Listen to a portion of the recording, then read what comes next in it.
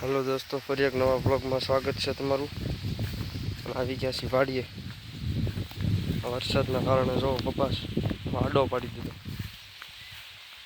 અને પાણી ભરાઈ ગયા ખેતરમાં ફૂલ। 4 દિવસથી સતત વરસાદના કારણે જો ખડ થઈ ગયું છે।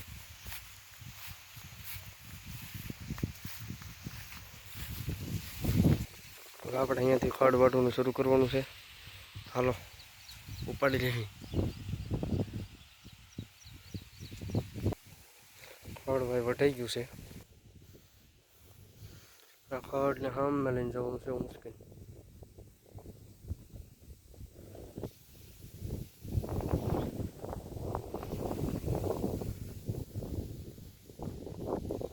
અને ખેરી નાખ્યો છે હાવ પવને।